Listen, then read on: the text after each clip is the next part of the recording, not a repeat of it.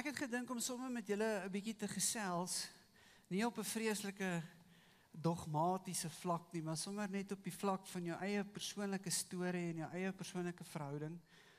Almal is nie altyd op dieselfde plekkie, so dis interessant, ek het bietjie verskillende mense genooi om bietjie te deel oor hoe beleef hulle die Heilige Gees, sommer op die oomblik in die lewe. So ek het sommer gedink, as julle met ons wil deel, hoe beleef jy die Gees?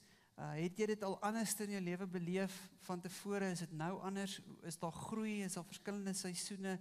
Om sommer so 'n bietjie met ons te deel. Elise, ek sal met jou begin.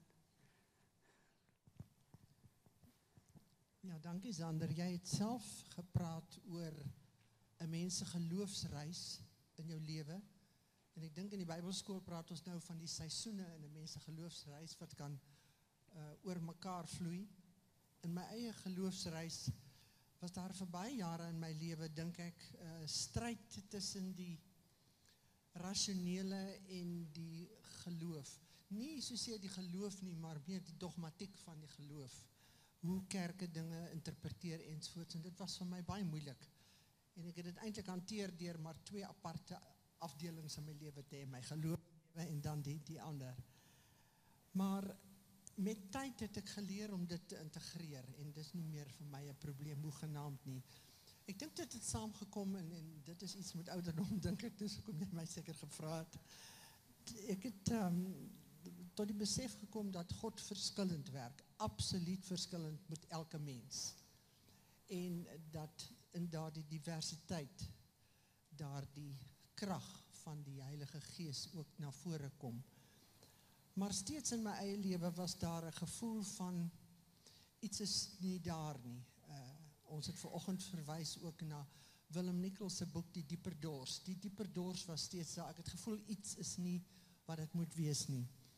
En ek het 'n saak van ernstige gebed gemaak en die Here het op die ou einde vir my oopgemaak, vir my, ek sê nie net vir almal nie. Ja.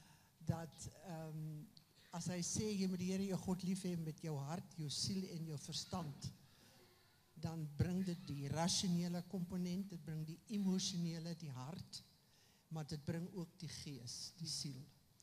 En ek dink die gees werk in 'n mens om daardie verandering in jou daar te bring en jou te lei op die pad. Die Bybel sê ook in Kolossense 1, die gees leer ons die pad wat ons moet loop en hoe ons moet wees. En vir my is dit iets wat nou in my lewe werk. Okay. So dis 'n lang reis, nee? Dit gebeur nie oor nag nie. So, Johan? Ja, ek stem 100% saam. Ek dink verskillende seisoene in my lewe beleef ek ook die Gees se werking anders. Partykeer is dit in die groot gebeurtenisse, weet bekering en genesing en so aan, maar die Heilige Gees is ook in die alledaagse.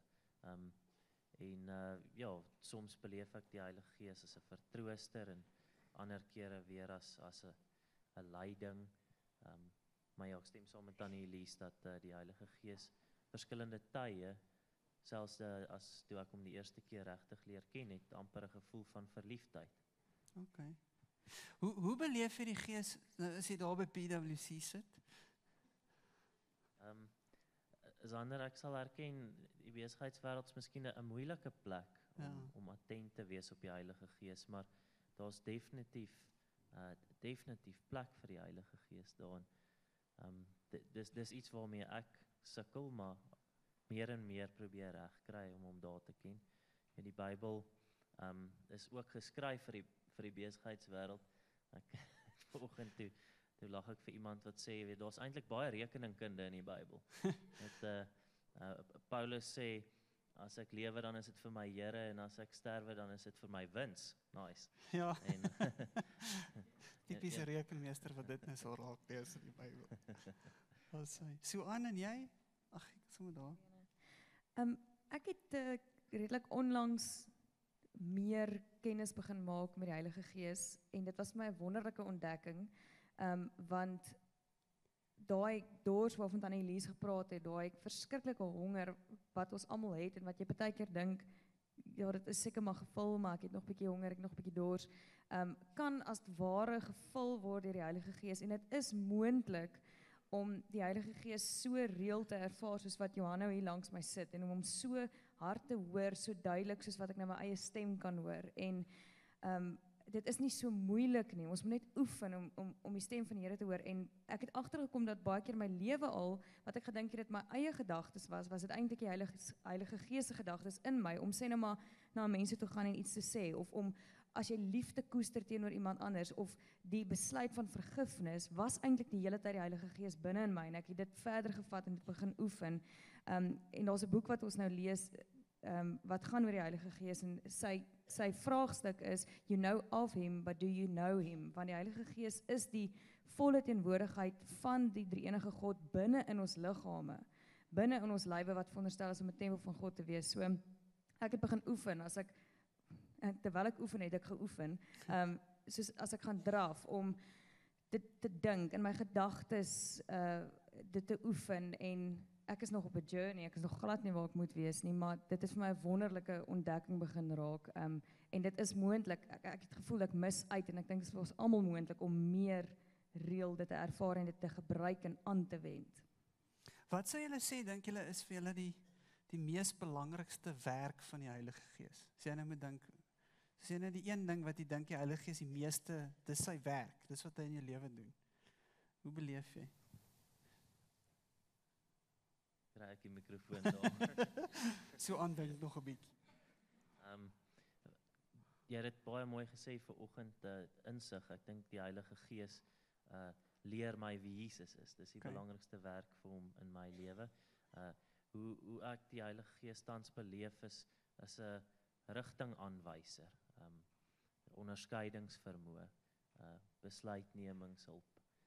Die Heilige Gees is permanent deel van my gedagtes, en hy kan my ook leer en wys waar daar hulp nodig is, waar daar nood is. Hy kan my selfs wys wat ek moet bid. Okay. Vir jou, Elise? Ek het vanoggend ook genoem die 2 gebede van Paulus in Efesiërs 3:4, waarin hy 2 keer na mekaar sê dat die Gees verander ons, en meer as wat ons kan dink of droom, sal hy ons verander. En dit is iets wat ek bring nuwe lewe, verandering, vernuwe, ja. Hy verander jou. Jy kan dit nie sommer net self hoop nie, of wil nie. Ja. Hy verander ons. Fantasties. So aan, en jy?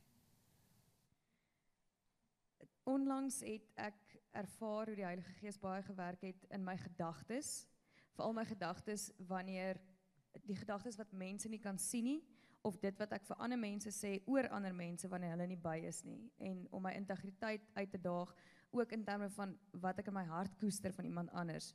So, ek het begin oefen om mense wat nie van my hou nie, of ek wat nie van ander mense hou nie, in die eerste plek te vergewe en te gaan vrede maak, maar in die tweede plek om in my gedagtes ook 'n positiewe liefde te koester teenoor ander mense, want ek het geleer dat ons op aarde is om mekaar onvoorwaardelik lief te hê, maar juist die mense wie dit moeilik is om lief te hê, dis wie ons onvoorwaardelik moet lief hê, en ek het ervaar hoe dit begin vergestalt, en hoe die Here deur my gedagtes werk, as ek dan met mense werk waar dit uitdagend is om hulle lief te hê, om hulle dan juist lief te hê. Dit is 'n uitdagende ding, om selfs jou gedagtes, aan die Heilige Gees oor te gee. Baie dankie, ons sê vir hulle 3 baie dankie wat vanoggend met ons gekuier het, dit help. Ek vermoed dat ons baie keer sukkel om die werk van die Heilige Gees in ons lewens te verwoord vir 'n klomp redes. Ek dink as 'n mens met mense gesels oor die Heilige Gees, en as jy vra wat beleef jy van die Heilige Gees, dan raak dit baie keer moeilik om dit om te sit in woorde. Een van die redes natuurlik, dink ek, hoekom dit so is omrede ons uit 'n baie rasionele geloofstradisie uitkom. Ons kom uit 'n tradisie uit wat baie sterk intellektueel is, baie sterk rasioneel is, amper soos Elise nou vertel het, nee, ons is geneig daartoe dat ons eers iets wil verstaan voordat ons dit sal vertrou om dit te beleef. Terwyl ander geloofstradisies wat meer uit 'n belewenismatige soort van tradisie uitkom, weer meer oor die Heilige Gees sal praat of sal sê. Die ander rede, dink ek, is omrede die Bybel self nie baie rasioneel oor die Heilige Gees praat in terme van die beskrywings van die Gees nie. Dis nie asof jy in die Bybel 'n uitgewerkte klomp reëls oor die Heilige Gees gaan lees of 'n narratief oor die Gees soos oor Jesus of so nie. Ons lees in die Bybel meestal wanneer die Bybel oor die Heilige Gees praat, lees ons metaforiese taal raak. Met ander woorde, as die Bybel oor die Heilige Gees praat, dan praat die Bybel dikwels in terme van metafore. Die Heilige Gees is soos dit of soos dat. En dan praat die Bybel met ons oor die Heilige Gees metafories. In daai sin belewenismatig dikwels. En in daai sin moeilik om op die einde van die dag presies te sê, as iemand nou vir jou vra, so wat is die werk van die Gees, is dit nie altyd so maklik om dit noodwendig vir iemand te verduidelik nie waar nie. Of iemand vir jou sê, hoe voel jy oor die Gees? Moeilik om te sê, beleef die Gees so of so. En soos wat ons nou gesê het, beleef mense dit ook verskillend, want persoonlikhede speel 'n rol, spiritualiteit speel 'n rol, die seisoen van jou lewe waar jy is speel 'n rol, en 'n klomp goed speel op die einde 'n rol in jou belewing van God en van die Gees. Ek wil vanoggend sommer net vinnig met jou 4 metafore deel, wat ek dink omtrent die hoofmetafore is wat jy in die Bybel sal kry om vir jou die Heilige Gees se werk te verduidelik. En toe ek nou voorberei het, is dit nogal interessant toe ek sien, maar dit is eintlik gelykstaande aan die 4 elemente van die aarde. Julle sal ons weet, baie keer lees mense dat die 4 elemente van die aarde is wind, water, vuur en grond, né? Wind, water, vuur en grond. En wanneer die Bybel praat oor die Heilige Gees, dan praat die Bybel in die metafore van wind, water, vuur en grond. En kom ons verduidelik dit vir mekaar vanoggend. Dan sit ook iets waarop jy 'n konkrete manier dalk 'n greep kan kry. Die eerste belangrike ding is natuurlik hierdie windpompie wat hier is, wat vir ons die metafoor is van die wind. Nou, Jesus gaan in Johannes 3 en dan gaan kuier hy, of Nicodemus kom kuier by hom en dan het hulle 'n gesprek oor wedergeboorte en so. En in daai gesprek is daar die volgende paar woorde. Jesus het hom geantwoord, dit verseker ek jou, as iemand nie uit water en gees gebore word nie, kan hy nie in die koninkryk van God kom nie. Wat uit die mens gebore is mens, en wat uit die gees gebore is gees. Moenie verbaas wees dat ek vir jou gesê het, julle moet opnuut gebore word nie. Die wind waai waar hy wil. Jy hoor sy geluid, maar jy weet nie waar hy vandaan kom en waar hy heen gaan nie. So gebeur dit met elkeen wat uit die Gees gebore is. As die Bybel begin in Genesis, dan is een van die eerste verse daar, dat die Gees van God het oor die waters gesweef. Nie? Daai woord daar is ruach. Dit is die Ou Testamentiese Hebreëse woord vir wind, of vir asem, of vir beweging. Wanneer Jesus in Johannes die eerste keer oor die Gees praat, dan gebruik hy dieselfde woord in Grieks, pneuma. Ons lees dit baie keer in Engels raak pneuma, né? Pneuma, pneuma, die Gees van God. En daai woord wat baie gebruik word om die Gees van God te beskryf, beteken letterlik asem. Beteken asem, dit beteken lug wat in beweging is. Dit beteken wind, hang af in watter konteks jy dit aanhaal. Die eerste metafoor wat jy moet onthou, die Heilige Gees se werk in jou lewe beskryf, is 'n metafoor wat eintlik vir jou probeer leer, dat jy nie die Gees eintlik lekker kan vasvat nie. Dit is wie die Gees is. Die Gees is nie die deel van God se wese, wat jy in 'n blokkie kan plaas en kan sê, dit is hoe dit werk en dit is hoe dit nie werk nie. Die heel eerste metafoor leer dit vir ons. Want hoe werk wind? Jy kan nie wind sien nie. Jy kan nie sê, daar is die wind nie. Ek en jy kan verby 'n windpomp ry en dan as hy draai, dan weet ons, die wind waai. Ons kan die bome dophou en ons kan sien die bome beweeg, dan weet ons, die wind waai. So ons kan die effek van die wind sien, en dit wat dit in beweging bring. Maar jy kan nie met jou blote oog altyd die wind sien nie, of die lug sien nie. Jy kan voel as die wind oor jou waai, jy kan sien as iets beweeg, jy kan voel as die temperatuur verander. maar die wind self gaan jy nie vasvang nie. En dis die eerste belangrikste metafoor van die gees van God.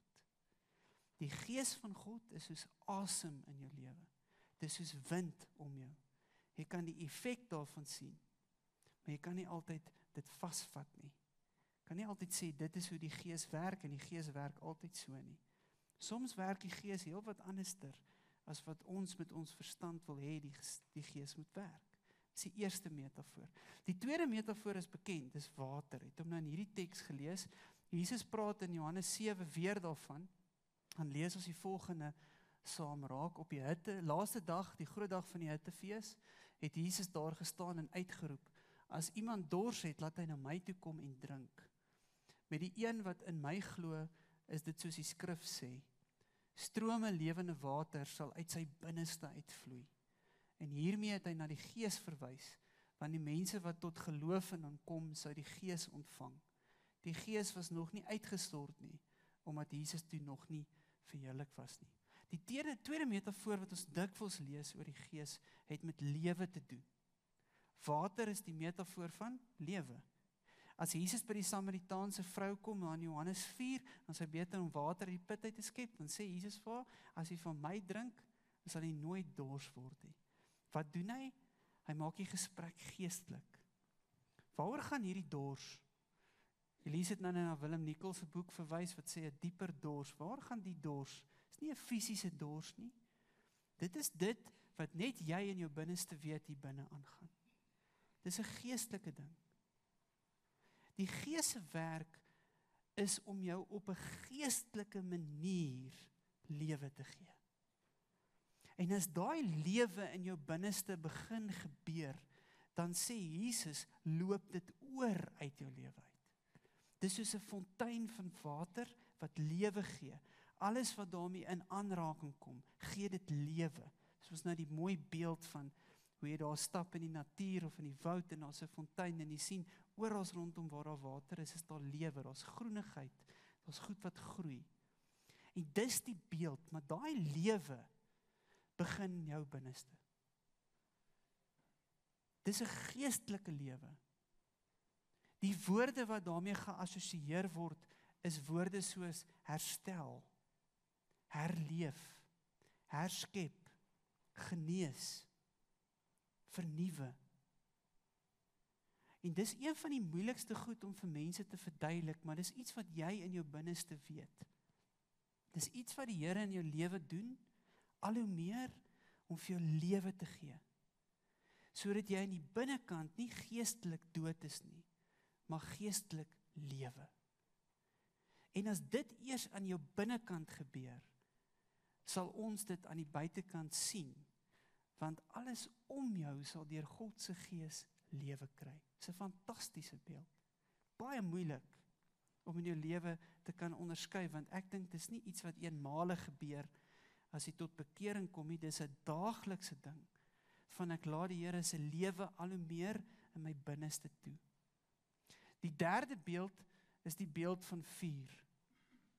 Vuur, dwars deur die Bybel, simboliseer natuurlik 'n klomp goed. Dit simboliseer lig, en dit simboliseer baie plekke suiwering, nê, die skoonmaak, kry dit daar in die Petrusverhale, nê, met ander woorde, hoe jy gelouter word, soos goud, die vuur wat jou louter, maar dit beteken ook krag. Beteken ook krag, nê? Dit is 'n kragdadige ding. Oral waar God verskyn het, was daar dikwels vuur. Dikwels iets wat sê, hier's iets sterks, iets kragdadigs. Vandag se teks wat wêreldwyd gelees word, is die bekende teks wat ons in Handelinge 2 kry. En daar lees ons in Handelinge 2, toe die dag van die Pinksterfees aanbreek, was hulle almal op een plek bymekaar. Skielik was daar 'n geluid uit die hemel, soos van 'n geweldige stormwind, daar sien ons die wind, en dit het die hele vertrek gevul waar hulle gesit het. Hulle het iets soos vuur gesien, wat in tonge verdeel en op elkeen van hulle gekom het.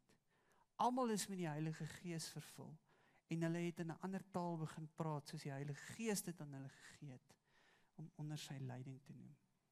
Nou die oomblik as jy aan vuur dink, dan dink ek jy soos ek. Jy dink soos in 'n bosveld vuurtjie, nê? jy is daar op 'n wildsplaas of aan die wildtuin, en as jy hom lekker groot genoeg maak, dan skiet die vlamme mos so op. En wanneer ons hierdie teks lees, is dit die beeld in ons koppe. Ons dink aan tonge van vuur, né? Soos wat die vuur skiet met 'n lekker groot bosveld vuur. Maar dis nie wat die teks bedoel nie. In hierdie teks is daai woord letterlik 'n tong. Wat op Handelinge 2 op Pinksterdag gebeur het, is dat dit 'n woordmoment was. Die Heilige Gees het vir die mense die woord gegee, die opdrag gegee, om van Jesus Christus te gaan vertel. Dis die tonge van vuur. Dis letterlik om te getuig, om van Jesus te vertel en dit uit te dra. Hoekom word daar bekende tale hier gegee in Handelinge 2? Daai tale was bekende tale, sodat die disippels letterlik daar kon uitstap en vir almal wat daar in Jerusalem was van verskillende tale, in hulle taal kon gaan vertel wie Jesus is. Die Gees se werk, dis wat die vuur simboliseer, is om kragdadig in my en jou lewe gawes te gee. Verskillende gawes lees ons later in die Nuwe Testament, wat ons gebruik vir een rede, nie vir onsself nie, maar vir die evangelie, om die storie van Jesus Christus uit te dra, om die koninkryk te laat kom. En saam met dit is daar krag. Elke Christen het toegang tot God se krag, deur die gawes wat aan jou lewe gegee is, as jy dit gebruik, tot eer van die koninkryk. En dis die vuur. Die laaste metafoor is die metafoor van grond. Ons lees die volgende daar in 1 Korintiërs 3, wanneer die gemeente beklei het oor watter dominee is die coolste. Dan sê Paulus vir hulle, nou, wat is Apollos dan? Dis nou die een dominee. Of wat is Paulus, die ander dominee? Hulle is maar net dienaars deur wie hulle tot geloof gekom het. En elkeen doen die werk soos die Here dit vir hom gegee het. Ek het geplant, Apollos het nat gegooi, maar dit is God wat laat groei het. Het gaan dus nie om die een wat plant, of die een wat nat gooi nie, maar om God wat laat groei. Die een wat plant en die een wat nat gooi staan op gelyke voet. God sal elkeen beloon volgens sy werk. Tot daar. Die metafoor van 'n tuin, die metafoor van grond, die metafoor van groei, plante wat groei, groenigheid wat opkom, en uiteindelik vrug dra, is deel van die Heilige Gees se werk. Daar was so boek wat so 'n hele klompie jare terug verskyn het, 'n shack. En in die shack word die drie eenheid uitgebeeld, en dan word die Heilige Gees as 'n vrou uitgebeeld, wat 'n tuinier is. Interessante metafoor, wat hierby aansluit. Die Heilige Gees se werk is om eintlik in jou lewe tuin te maak. Om die onkruid uit te haal wat nie daar hoort nie, om te spit, om nat te gooi, om te plant, te laat groei, en dan uiteindelik ken jy dit baie goed, sodat jy kan vrug dra, sodat daar blomme is met vrugte, wat die mense om jou kan sien. En dis die Heilige Gees se werk in ons lewens, is om te laat groei, is om nuwe lewe te bring, is om jou te help om ontslae te raak van die goed in jou tuin wat nie daar hoort nie, om die goed in jou tuin te sit wat daar hoort, sodat die tuin 'n plek kan word, waar mense en diere en alles daar kom stap en sien, dit ruik en dit proe, en kan sê, maar hierdie God se tuin, is God se tuin, en dis die grond in ons lewens. So hierdie 4 metafore behoort jou vanoggend 'n bietjie te help om iets konkreets oor die Heilige Gees te kan sê. En miskien is jy vanoggend hier en jy luister na hierdie 4 en een van hulle spring vir jou uit. Een van hulle is dalk die plek of die plek waar jy is in jou lewe of die seisoen waarin jy in jou lewe is dit dalk die een ding wat die Here vanoggend vir jou wil sê. Miskien moet jy weer vir 'n slag begin dink oor dat die Heilige Gees se werk in jou lewe nie in soveel blokkies kan pas soos wat jy gedink het nie. Miskien moet jy iets van die asem van God, die misterieuse, die ontasbare deel, die misterie van wie God is in jou lewe ontdek. Miskien is jy op 'n plek in jou lewe waar daar nodig is om weer lewe te kom. Dalk gaan dit hier binne nie soos wat dit moet gaan nie. En dan is dit die Heilige Gees se wil, die Heilige Gees se werk, sy wil. Hy klop in daai deur van jou hart, soos Openbaring sê. En sê, laat my toe om God se lewe in jou binneste te laat begin leef. Sodat dit kan oorborrel, dat almal dit kan sien. Miskien is jy op die plek waar jy moet erns maak met dit wat die Here kragtadig in jou lewe wil doen. Dalk het dit te doen met om die gawes wat hy in jou lewe gesit het te gebruik. Dalk het dit te doen om vir 'n slagvee te vertel van die evangelie. Maar om te werk, om aan die gang te kom, soos wat vuur doen in jou lewe. Of dalk is jy op die plek wat jy moet skoonmaak in jou tuin, dalk moet jy 'n bietjie onkruid uittrek en dalk moet jy 'n bietjie nuwe saad plant. Die Heilige Gees wil dit in jou lewe doen. Dis sy werk. Al 4 hierdie elemente kom op verskillende plekke in die Bybel voor wanneer daar epifanie was. Epifanie is die fancy woord vir die Here het verskyn. Oral waar die Here in die Bybel verskyn het, was daar of vuur of was wind, was baie keer stormsterkte rukwinde. Daar was al hierdie elemente. En wat dit op die einde van die dag gesê het, is God wil in jou lewe teenwoordig wees. En Handelinge 2 het dit verander. Want vanaf Handelinge 2 is ek en jy in die seisoen waar ons die hele tyd die Gees van God, sy teenwoordigheid in jou lewe het. Jy het dit. Jy moet net leer om dit al hoe meer in jou lewe toe te laat. Om die Gees se werk in jou lewe toe te laat. Vra van jou om te onderskei wat is die Gees en wat is ek. Dit vra van jou moeite, want jy moet dit inoefen. Jy moet teen jou eie binne 'n sondige natuur moet jy veg sodat jy vir die Gees meer kan kans gee. Dis werk. Dis 'n kuns om die Heilige Gees in jou lewe te kan toelaat en te kan onderskei. Maar dit is 'n wonderlike pad. 'n Pad wat die Here vir jou in hierdie Pinkstertyd aan wil herinner. Kom ons bid saam. Here, ons vra dat U ons elkeen net sal bewus maak, Here, van U Gees in ons lewens. Van U teenwoordigheid deur U Gees in ons lewens, Here. Help ons om in hierdie week wat ons stil staan by soveel aspekte van die Gees en stories hoor, dat U ons net op 'n besonderse manier sal aanraak deur U Gees.